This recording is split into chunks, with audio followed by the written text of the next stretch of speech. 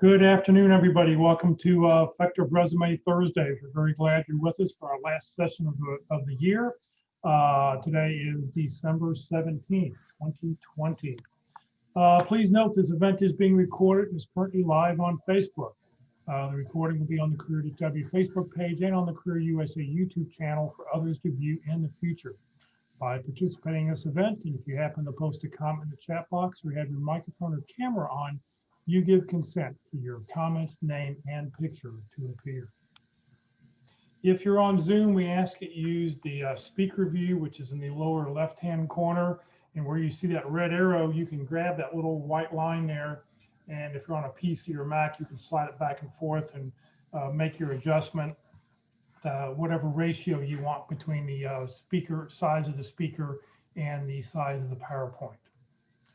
If you're on Zoom, we're going to be using the chat box and we'll be using the participant box throughout the day. So if you have any questions, just enter your questions into the chat box. We are going to monitor that feed. And for those people on Facebook, we will be monitoring the comment field. So if you have any questions, just put your comments in that field for us.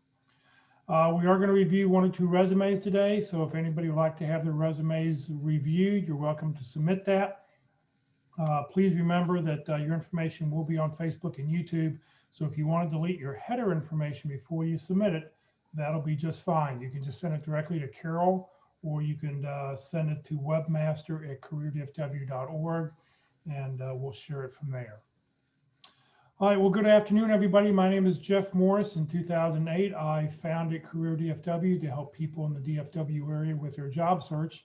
In 2012, I launched CareerUSA.org to help people outside the DFW area. I've written a book about your job search, what I know about your job search that you may not know. Written that, and that's available. You can contact me if you'd like more information about that. Since 2007, I've been facilitating and leading the North Dallas Plano Career Focus Group. The group's been around since the late 1990s. I took it over in 2007, and I'll tell you about our upcoming program tomorrow at the end of this session. And since 2017, I've been a member of the practice interview team. So we've got 2 speakers with us today, Carol Brickel, who's a certified professional career coach, and Susan Graye, a global talent acquisition and attraction leader. So ladies, thank you for being with us, and it's all yours. Thank you, Jeff. Thank you for that introduction. And I will share my screen when I, yeah, good. I can share my screen, share my PowerPoint slides. I'd like to welcome everybody today for a special holiday edition of our session today. It's really nice. We're joined by a co-presenter who's an experienced executive in talent acquisition and recruiting, a leader I've always admired. And so it'll be wonderful to have Susan Graye with us today. And also we're going to do a special holiday giveaway. You'll have the opportunity to win a coaching session with me if you'd like, if anybody would like to participate. So in a few moments, I'll post a slide about how we'll award the winner for that. And to get started, if everybody could click on the participant box in Zoom, because we will be asking some questions. And to get started, to get warmed up, if everybody, once you open your participant box, if you can click on the green check mark, if you've attended one of these Resume Thursday sessions once before, and give me a red X if you've never attended one and this is your first time. So we have some repeat people and several new people. That's great. That's good. Welcome to everyone. And we also have people on Facebook Live as well. And then also, if you could open up your chat box, and I will do the same thing. And to get warmed up with the chat question, and those on Facebook, you can type your comments in through the comments field on Facebook. But my question today is, what is the biggest question you have about resumes, or what is the biggest challenge you faced, or the most ambiguous thing about resumes you've always wondered about?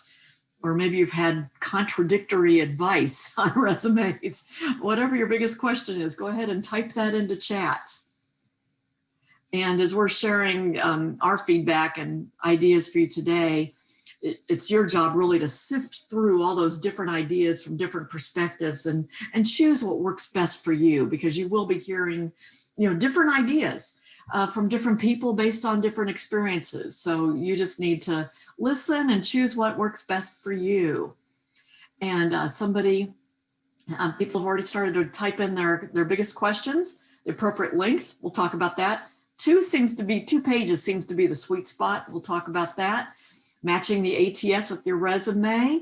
And we'll talk about that from a couple different perspectives. We'll talk about ATS Systems, and we'll actually show a job description and a resume so you can really match those keywords. Filling gaps. Yes, I had gotten that question earlier this week, and thank you for asking me that. So what I do every week, I kind of update my presentation. I either add, delete, incorporate different slides. And so I added some slides in about how to address a gap on the resume and how to best line up the resume with the ATS. We'll talk about that from a formatting perspective and also keywords. How many years of experience? I'll give you 3 different options. You can choose.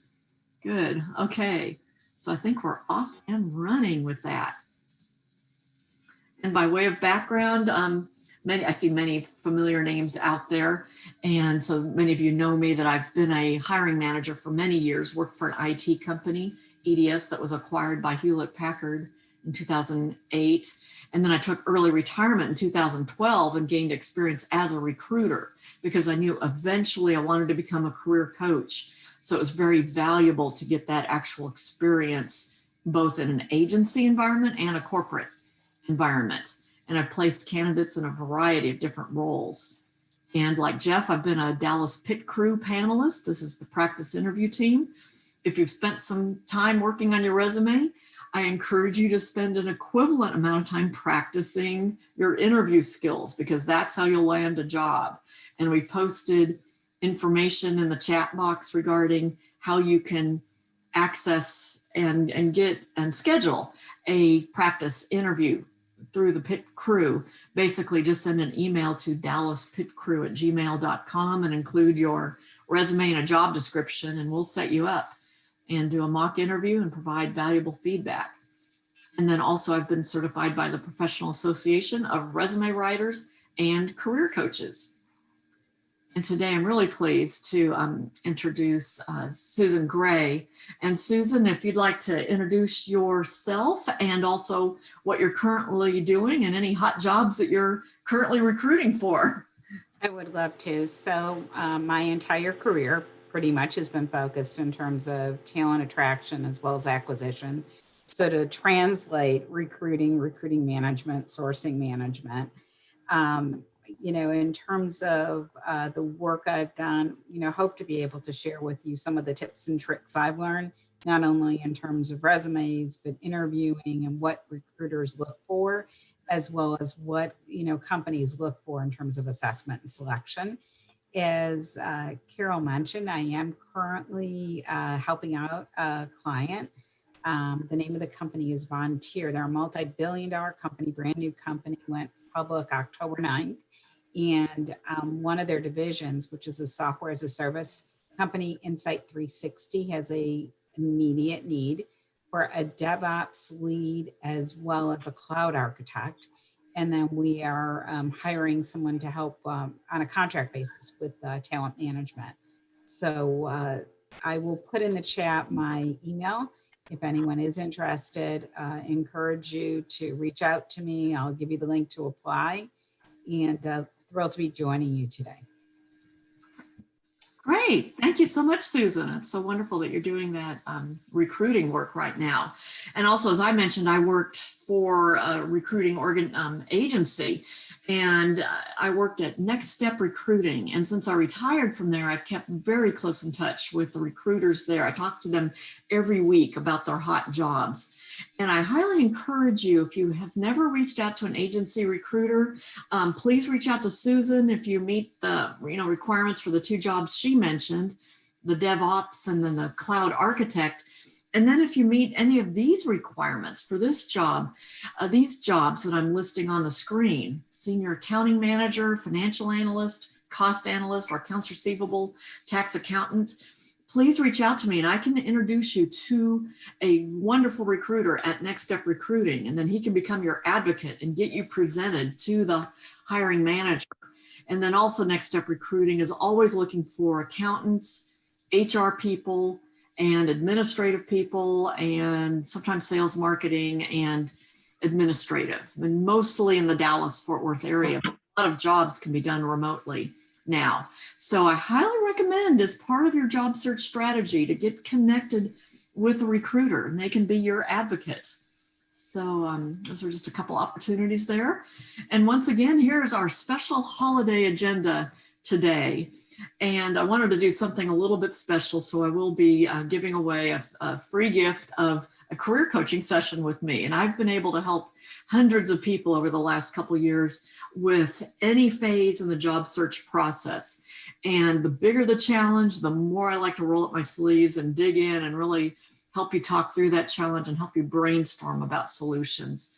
And at the end of every session, I always ask people, did you get any value? And they start listing off all the value they got out of the session. So I'm happy to do that. So in a few slides, or in a few moments, I'll explain how you can win a free session. First, we'll talk about applicant tracking systems, and then Susan will share some of her resume tips. Then we'll do the holiday giveaway. Then we'll review key components of a resume that are important. And I don't know that I've received a sample resume yet. If anybody out there, and there's a few names I recognize out there, if anybody out there would like to share their resume with me, you can send it to me in chat on Zoom, or on Facebook Live. You can send it to webmaster@careerdfw.org. And you can take off your contact information off the top if you want to remain anonymous. If you send it to us, then we can pull it up on the screen and provide feedback about what we like and maybe some suggestions for enhancement. So I highly recommend that 1 or 2 people do that. It's everybody's favorite part of the session, and I'm getting lots of feedback that people say they get really valuable feedback during this. So please do that. And we have one. Yay, good. I know we'll have time to do one. So let me, I'm going to save that real quick. And I'll look over here. I'm looking at my second monitor. So I'm going to save that one. I know we'll have time to do that one, and we might have time to do a second one as well. And a quick word about applicant tracking systems. Give me a green check mark if you've ever heard this phrase, ATS. Have you ever heard this phrase, ATS? In the participant box, give me a green check mark if you've ever heard this phrase. That stands for applicant tracking system. And those are those systems when you apply online for a job. These are the systems that are reading your resume. And what they do is they parse the data. They pick up your name, and they put it in the database, your phone number, address or location, your email, your job titles and dates, and they put it in the system. So you don't want to have a lot of special characters in the resume that you upload into the ATS system. And also I've received a second resume. That's great. I hope we have time to do it today. And if not, feel free to reach out to me offline. And so when you're submitting your resume in an applicant tracking system, you don't want to have special boxes, underlines, or customized bullet points. And if you put your contact information in the header, the ATS system won't pick up on that, especially in the Workday system. But you do want to use keywords in your resume to align those to the job. And there's a tool called jobscan.co, and that's correct, .co. And you can use that to compare your resume to a job description. And it'll tell you if you're a 20% match or an 80% match. And it may give you some feedback as to whether you need to tweak some of the wording in your resume. And then also you often have the opportunity to upload your resume as an attachment as well. And that would be the version that the recruiter would be looking at. And you may want to upload that as a PDF so it protects the formatting. And then often there's an opportunity to upload cover letters. As a recruiter, I never had time to look at them, but if you have that opportunity, you can. And we have a very simple cover letter format that you can use if you wish. And regarding these ATS systems, there's several different systems. Workday has a component that's an ATS system. Also, there's iSIMS, there's Taleo that both Susan and I have used in the past at HP, and they all work differently. And each company implements them differently. They configure them differently. And so basically you need to keep the big picture in mind. Basically, don't use a lot of special formatting. And then if you have the opportunity, review the data that's been uploaded to make sure it's clean. And the most important thing is to contact a person. Don't just, submit your application and sit back and hope to get a phone call, because your chances only are about 2% to actually get a call for an interview. But your chances go up dramatically if you work through a recruiter to advocate for you, somebody like Susan or my buddies at Next Step Recruiting, or a corporate recruiter, or reach out to a friend or somebody that you know at the company that can forward your resume to the recruiting organization. It's important to first go ahead and apply online, and then reach out to somebody you know at the company, send them a brief email letting them know that you meet the requirements for the job, and ask them to forward your resume over to the recruiting organization to make sure they look at it. Or reach out to the recruiter that posted the job and be sure to mention the requisition number. I learned that from you, Susan, that it's important to recruiters to mention the requisition number, and also say that you meet the job requirements. That's music to our ears, recruiters. Okay.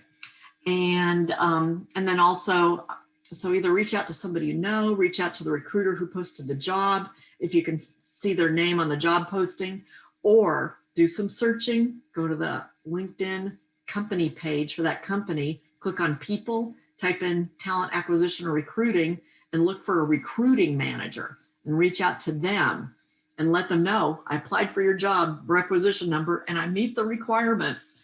Be happy to have a conversation, and your chances of getting called for an interview will go up dramatically. Good. Good. And I see it. Let's see. Somebody has an accounts receivable background. Please reach out to me on LinkedIn, because Next Up Recruiting is looking for some good accounts receivable people. So good. Glad you're sharing that information. And so now at this time, Susan, if you'd like to walk through your resume tips, that would be great. You can go off mute. Let's see. That would be great. So we may hear Muggsy, who is my dog, chime in on some of the resume tips, but I'm going to have a special holiday version based upon the work that I'm doing today. So first of all, look at your formatting. Carol, you talked about this, but it's key, right? And look at your fonts, look at the sizes of your fonts, look at it in terms of, is it readable? The less words in my mind, the better. So as you're building your resume out, is it attractive, and is somebody going to be able to read it? You don't want, one of the things I tell people is, this is not the Cheesecake Factory menu. If you've ever been to the Cheesecake Factory, it's pages and pages long. What you're doing is a summary of your experience, and you're making it attractive to entice somebody to want to speak to you and learn more. So that's number one.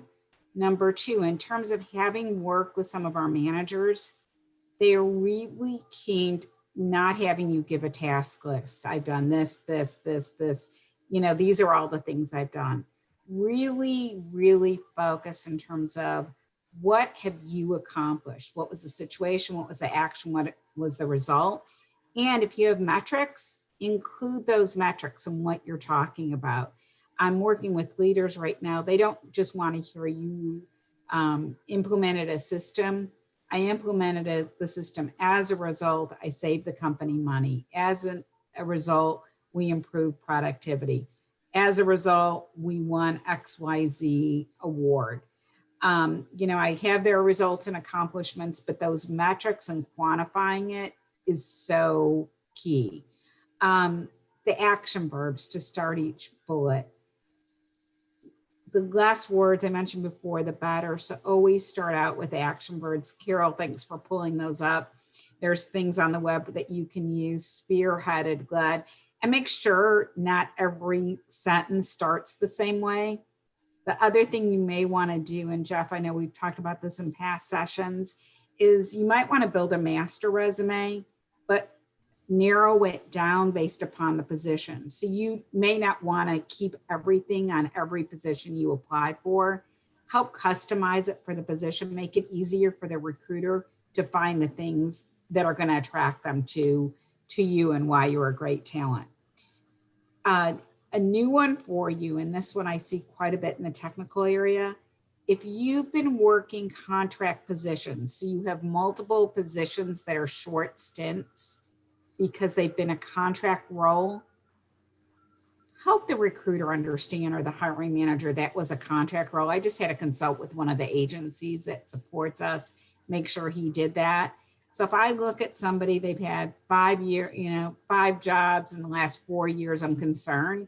But if they help me understand those were contract positions, I'm going to be less concerned. So, dispel that doubt by really pointing out what's contract versus full-time. And at the same extent, if you've been promoted several times, show that career progression. I have one manager right now, they want to see not only you stayed, but your career progression, but make sure, and Carol, I'm sure you see this all the time, if you've worked for the same company, even if it's changed names, put it under the same umbrella. So you're not listing the 5 different jobs, but making it look like multiple ones. And I think I've given you more than 5 today, but I hope that helps. It's a lot of things that I'm seeing that are very attuned. Your metrics, if you're just now starting to look, go back through your performance reviews, get all that in there, short, sweet, to the point. And the last thing I want to share is keep in mind, these are your speaking points. So if you're in an interview, a lot of times managers will use that resume to interview you from. So make sure what you spotlight is something that you know, but like the back of your hand, and you can help sell why you're a great candidate based upon what you put there. Thank you. Great. Hope it helps. Yeah, that is so valuable, because you are right now, actively reviewing resumes and presenting them to hiring managers. So this is really great, up to the minute feedback for all of us. And people are asking for a copy of that list. So I don't know if you have it jotted down anywhere, Susan. If you have them, I'll send you one, Carol. Send me something, and I'll yeah. That'd be great. Yeah, I mean, it's basically the feedback I'm getting real time from the managers, Yeah, exactly. Yeah, all that good stuff. So I'll get it to you. Yeah, if you have a moment to jot it down, share it with me, and I'll follow up with the person that asked. Awesome. That's great. So that gives you feedback right there that was valuable. So that's good. Okay, good. So now everyone, and this is for the Zoom people and the Facebook Live people, now it's time, your opportunity, if anybody chooses to do this, for your holiday gift. And what I decided to do is I'm giving away a 1-hour free coaching session to talk through any challenge. In fact, the bigger the challenge, the harder the challenge, the bigger the roadblock, the more I like to roll up my sleeves and help people work through these things. And so you have a chance to win a free 1-hour consultative session with me. And so what I want you to do is think of a number between 1 and 100. And I've written down a number on this piece of paper. I've already written it down, but I want you to think of a number between 1 and 100, type it into chat. I'm already seeing numbers coming in. Okay, people actually did want to participate. I was afraid, Jeff, that nobody would want to type in a number, but I'm already getting numbers in chat on Zoom. And Jeff, if you can watch the numbers on Facebook Live. So I'll give you a few more seconds to type in a number, and whoever gets the closest to this one that I wrote down will win a session. And if there's a tie, we'll give it to the top 2. How about we not announce it, because I mean, Facebook's running about 30 seconds to a minute behind. Why don't you, we'll do it before we we'll announce the winner, or we'll show your number before you show the resumes. Okay, great idea. Great idea. Okay, good. And I've got, okay, good. That sounds excellent. We'll do that. So we'll announce the winner once we get through this content and before we show the resumes. Good. So we'll run through some content to review the characteristics of good resumes. And basically you want to make it easy for the ATS systems and the screeners. As Susan mentioned, you want to make it easy for the recruiter to see. Less is more, less text. Yes. And so less is more. So you want the formatting to be clean. And Susan was mentioning font and font size. I'll tell you my favorite based on what I've looked at. And then Susan, if you have a moment to share your favorite font and font size, I'd be interested in what your favorite is. And other recruiters I've heard say Calibri 11, no smaller than 11. Do you have a favorite font or font size, Susan?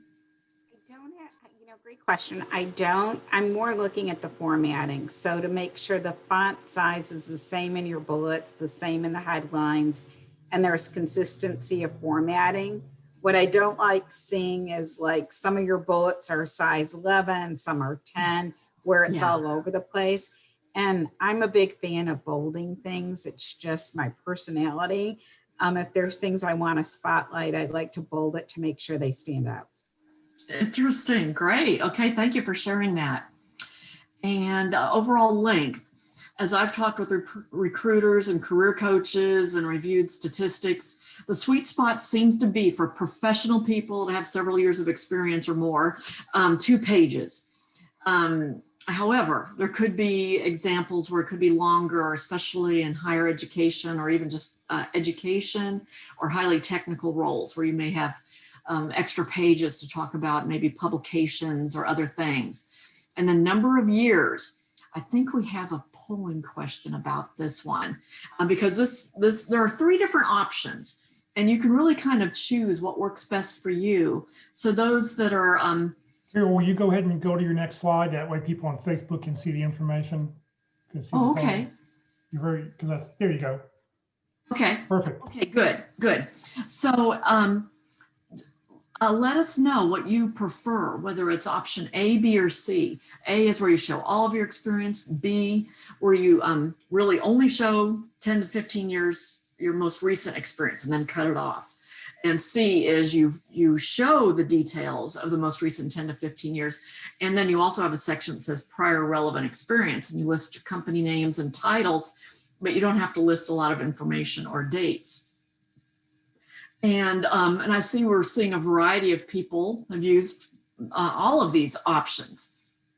And I showed all of my experience. When I applied for a job when I was 59 years old, I showed everything from 1980 on, but I was networking with people that knew I'd been at EDS for many years. And so I just showed the whole thing and I got the job. It worked. So, but I don't know if I recommend that for everyone.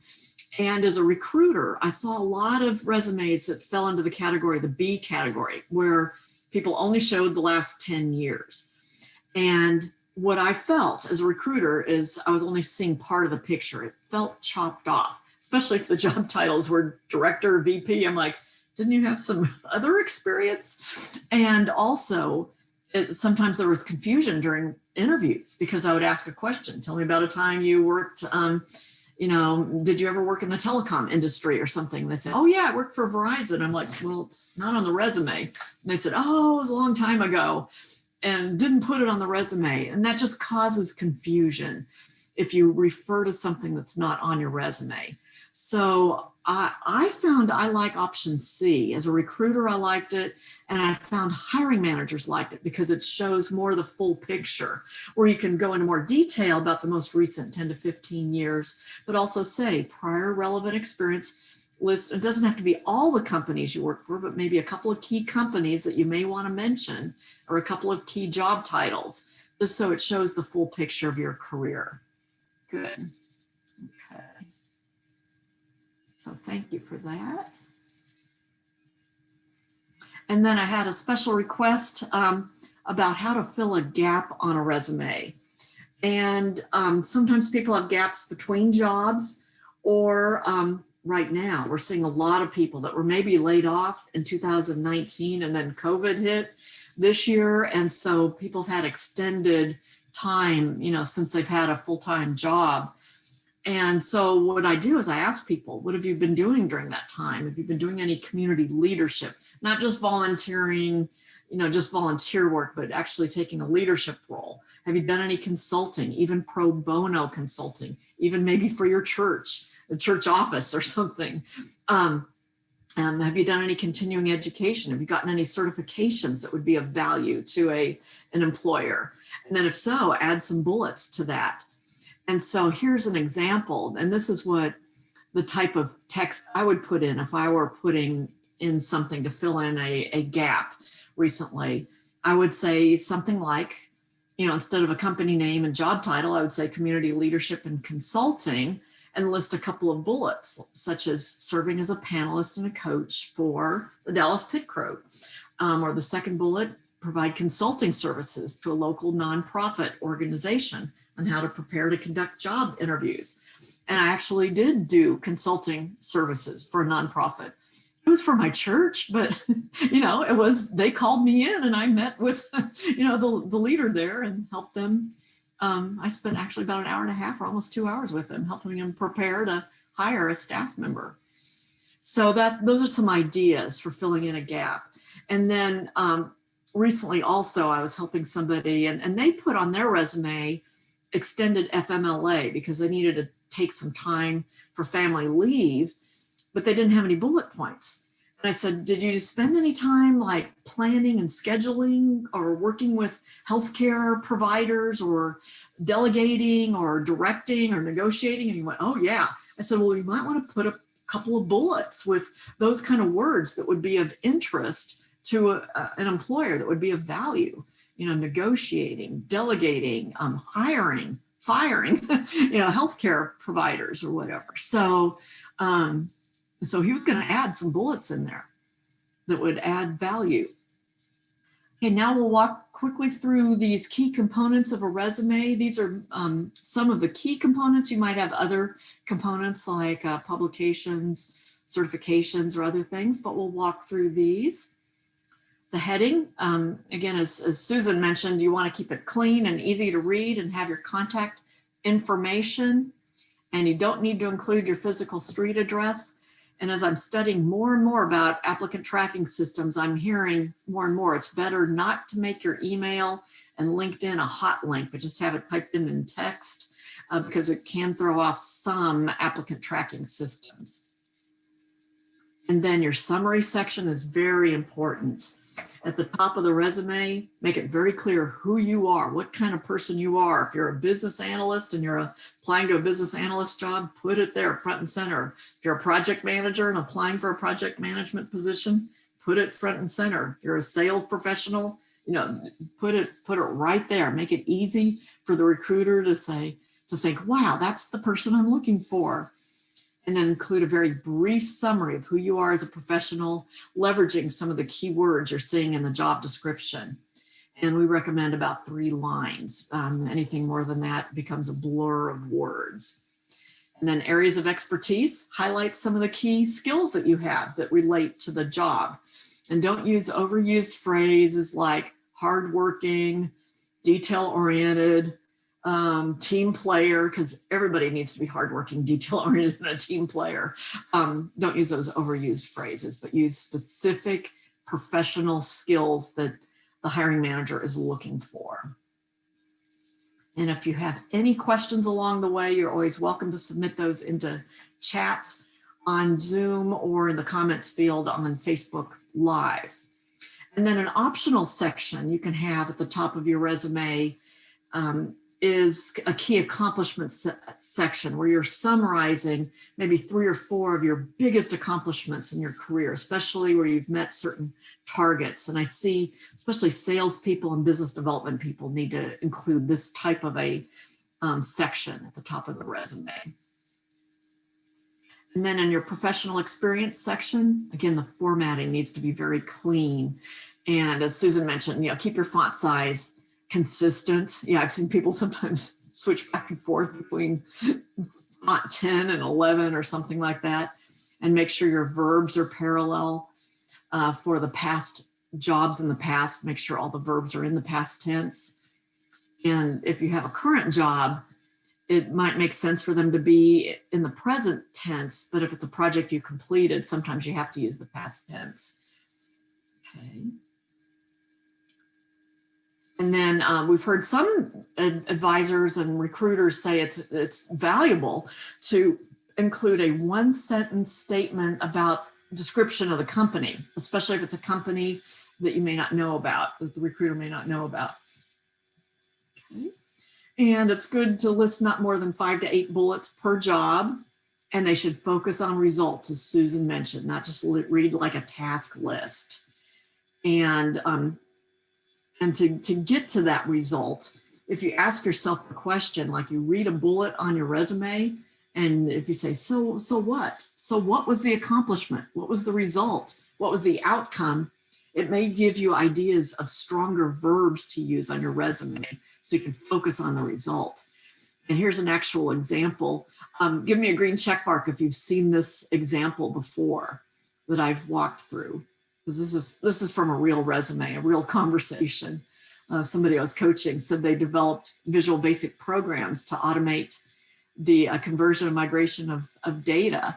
And I said, so what was the accomplishment, or what was the result from this? I mean, it's kind of neat, but what was the outcome? And he said, wow, actually did reduce the data migration time, and it eliminated errors, and it increased the stakeholder confidence. So he ended up changing the text for that bullet to focus on the results. And he put the results at the front of the sentence. So he started off the sentence by reduce the data migration time, eliminated errors, and increased stakeholder confidence by developing that Visual Basic program. So that's an example of how you can read a bullet point on your resume and ask yourself, well, so what? What was the outcome? And then that'll take you to what the result was. And then also, if you've had multiple roles at a company, as Susan mentioned, the hiring manager she's working with like to see that progression. They like to see, let's see, here we go. They like to see if you've had many jobs within a company, because I see a lot of resumes where people put the dates for each job right and justified out on the resume. And then it looks like they've hopped from job to job to job, but they're not really job hoppers. They've had promotions. They've had good progression within a company. And let's see, somebody said they emailed my resume. I'm not in email right now. If you could send it in chat, or, oh, you emailed the resume for me to give to a recruiter. Good, perfect. Thank you. I catch on, see, I'm pretty quick. That's good, okay. Good, somebody I think has a question, maybe. Okay, if you have a question, feel free to type it in.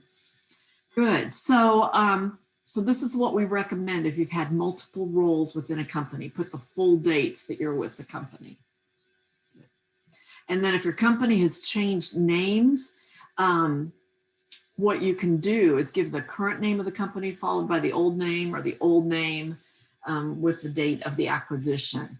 So for my example, when I retired from Hewlett-Packard Enterprise Services in 2012, I put on my resume, Hewlett-Packard Enterprise Services, formerly EDS, or I could have put EDS acquired by HP, okay?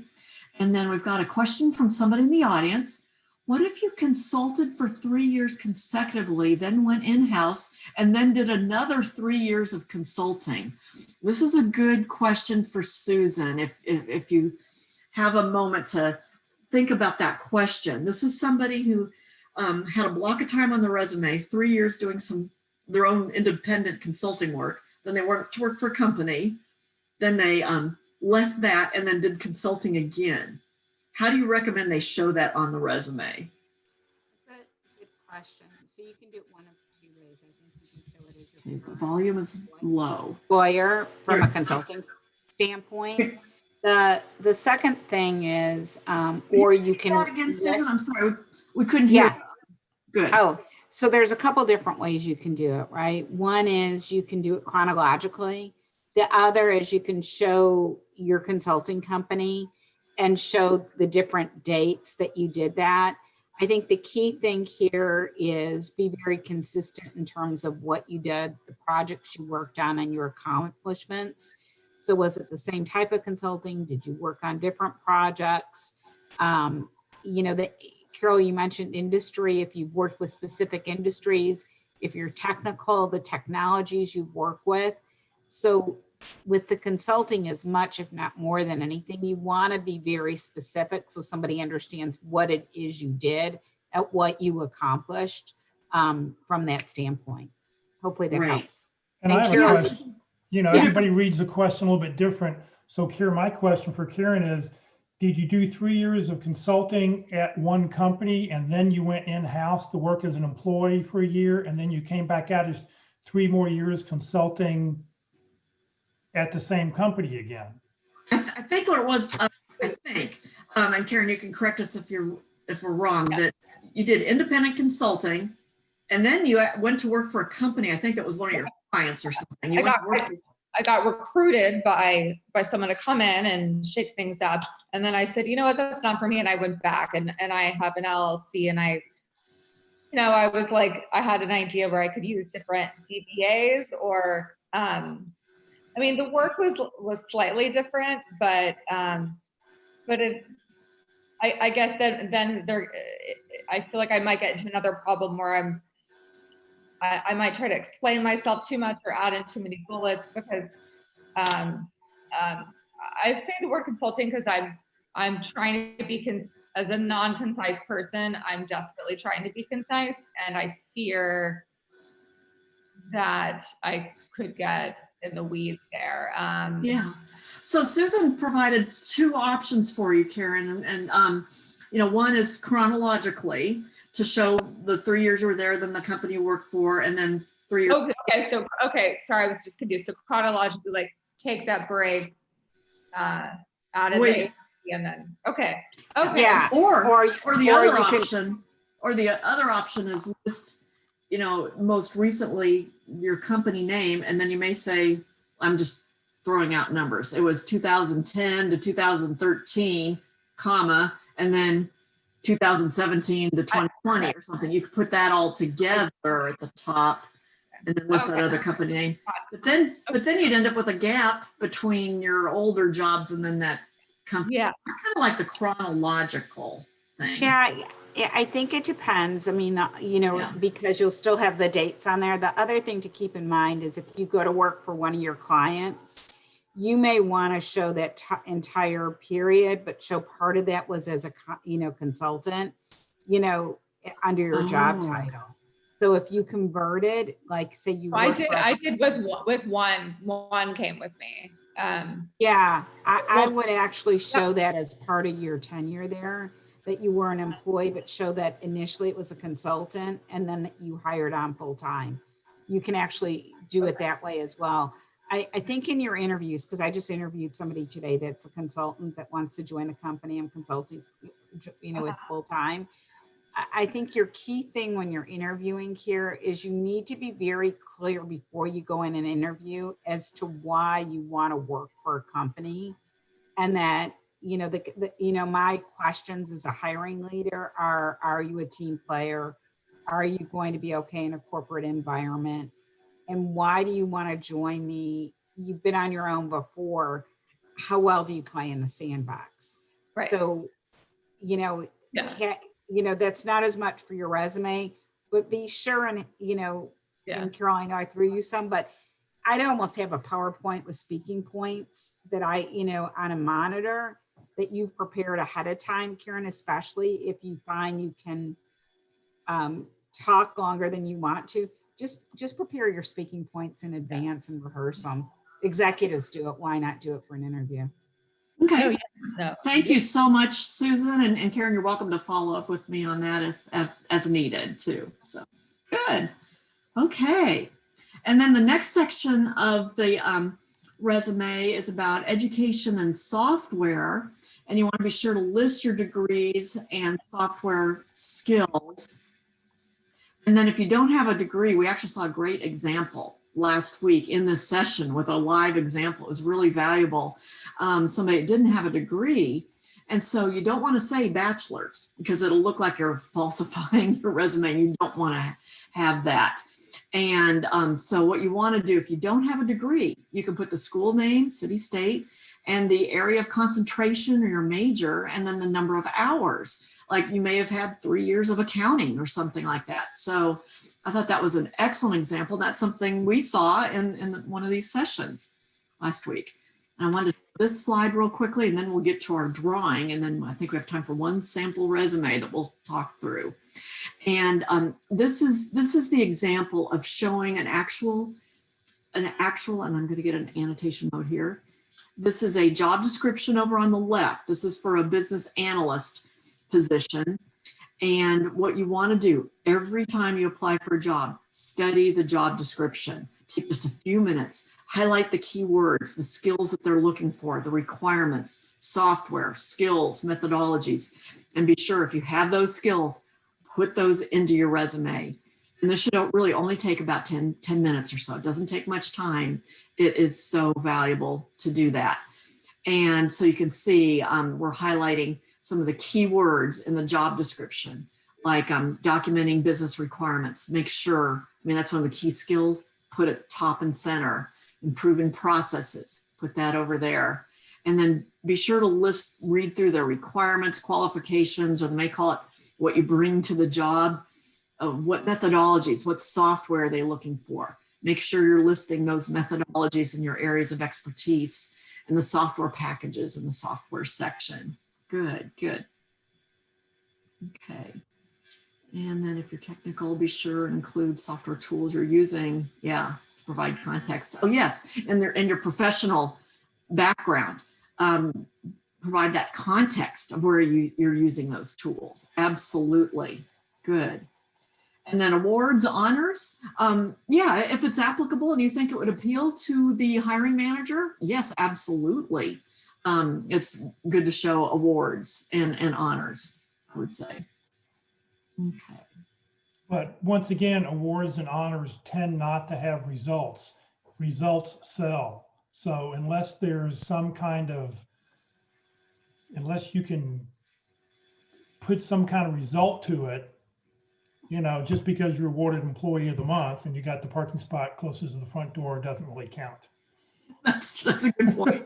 However, Yeah. if you're awarded top salesman for the year and you're applying for salesperson of the year, yes. And Susan? Yeah, I mean, for me, the key again is context. Provide why you got the award, you know? So I was Employee of the Month as a result of this innovative program I, you know, designed strategically, you know, impacting a cost savings of $50 million. So don't just put the award, show why you were recognized. What did you do to attain that recognition? The other thing that's Excellent. helpful is if it was one of 50 awards, that's one thing. If you were one of 5,000 people to be selected for this, that's something else. So anytime you can put context, it'll help sell it. You know, I mean, think Okay. about yourself when you're looking at, you know, holiday shopping right now. I'm guilty of looking at reviews, you know, so put the meaning behind the context. Excellent. Thank you for that. And we have a comment. Somebody mentioned community involvement and volunteer affiliations. And I read in a recent article that I like the wording of this. They say use volunteer experience on your resume if let's see, to your advantage. If it's beneficial, put it on there. If it's not really beneficial, then don't. So, okay. And so think about it carefully. I think about the organization you're applying to. Are they, involved in Habitat for Humanity? Then include it. Or if you're a leader of an organization, include it if it adds value.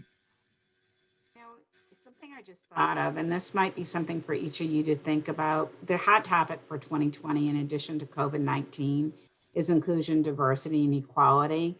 So if you have experience with an employee resource group, you were part of an initiative driving inclusion and diversity, if you helped with any of those type of things, get those keywords on your resume. They are very marketable skills right now. So if those are programs you've driven, streamlined, you help build out, I don't know, whether as an ally or a primary member, a group within your organization, make sure and include that.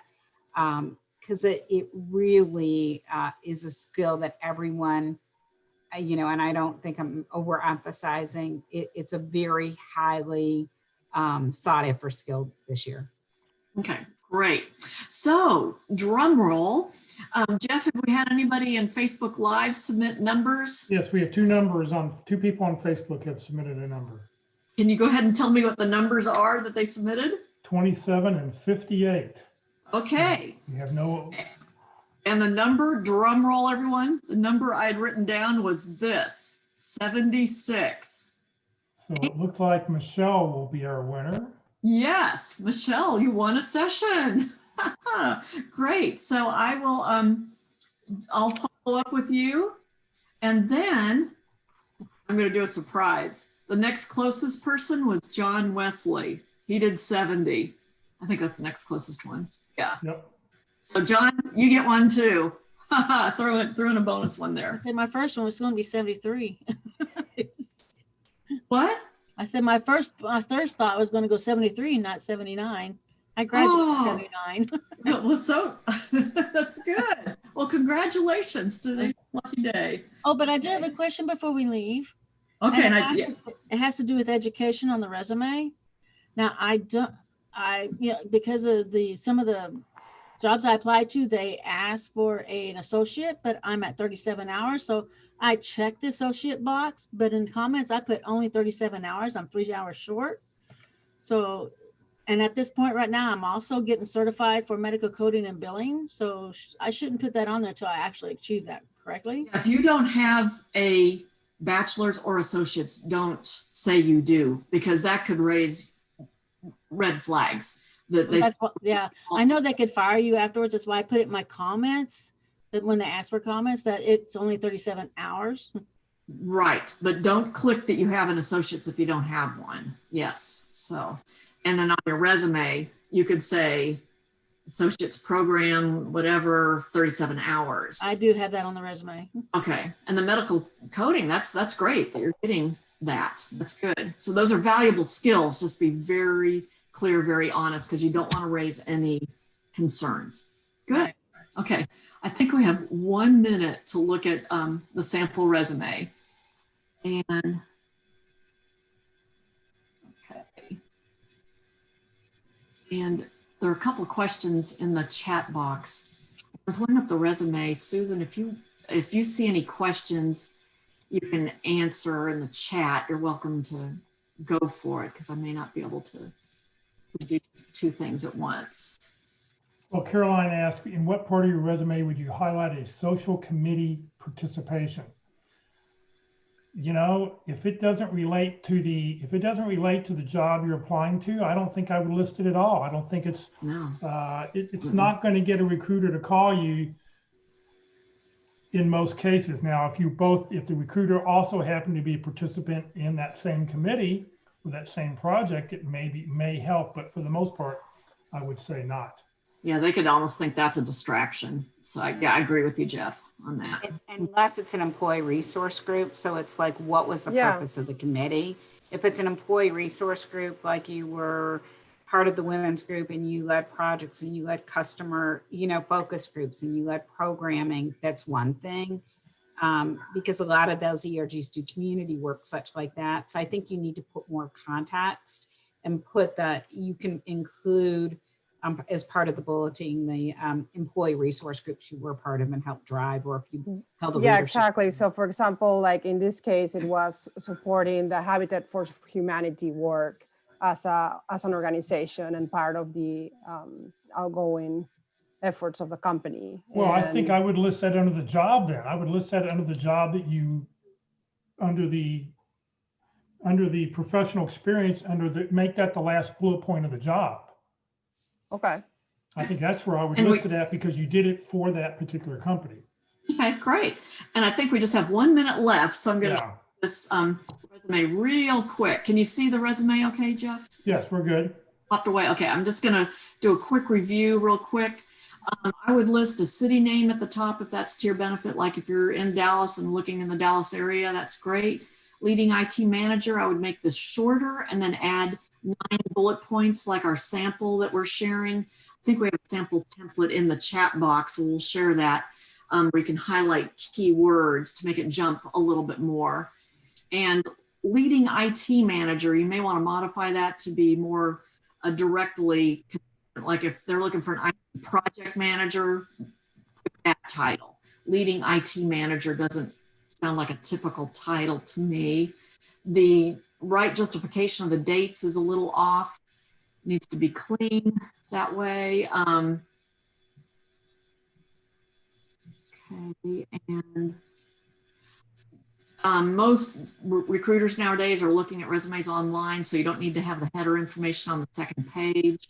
That actually kind of breaks up a train of thought and it looks kind of funny when you look at it online. And education, bachelor, technical skills, lots of great chat. Well, look at all these achievements. Affiliations, leadership development. I'd be careful about listing too many of these things because then I think, oh, you're too busy to come work for me.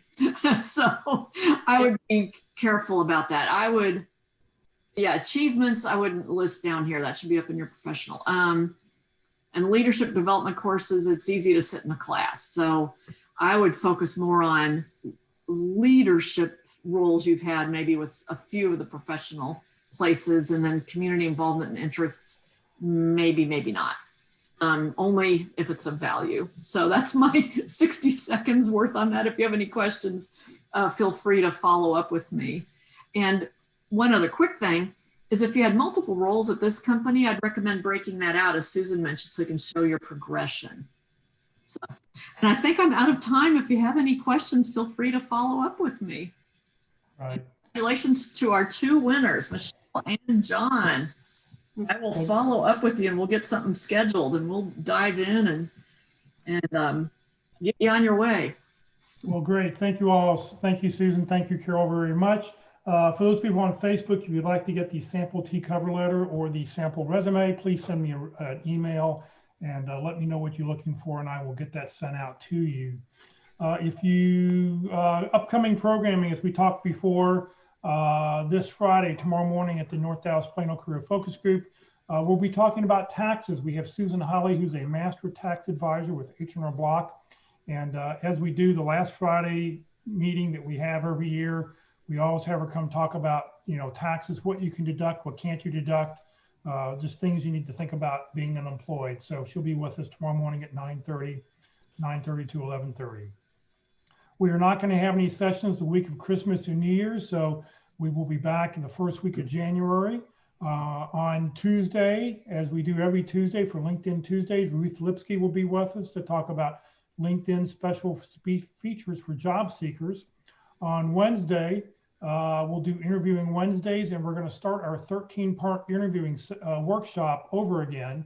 So during the months of January, February, and March, we'll be doing a different topic every week. On the 6th of January, we'll be talking about preparing to be interviewed and recruiting. So what you need to do to prepare yourself before the interview happens. This session has been recorded along with all the other sessions we do. They'll be on the Career FW Facebook page and on the Career USA YouTube channel. This happens to be our 34th resume class we put on since COVID. We've put on 166 workshops so far since COVID started, so we're glad you're with us. Please follow us on Facebook. If you do, every time we go live on Facebook, you'll get a little alert on your phone, and subscribe to our YouTube channel where you can, every time we post a new video, you'll get an alert letting you know that a new video has been uploaded. And this is what the YouTube channel looks like on Career USA. You want to click on playlist, and then at the very bottom, don't click on the video, but click where it says view full playlist, where that red arrow is. And what that will allow you to do is see all the different lessons and what we've talked about. And for whatever topic you want to see, you can go and if you want interviewing, if you want the North Dallas group, I always have the name of what we've talked about that day primarily in there, so you can check that out. So just please remember, Career DFW is a 501c3 nonprofit organization. We have no full or part-time employees. Carol and Susan are both volunteers. I'm a volunteer. I've never gotten paid to do any of this over the last 12 years. This is just what I do to give back to the community.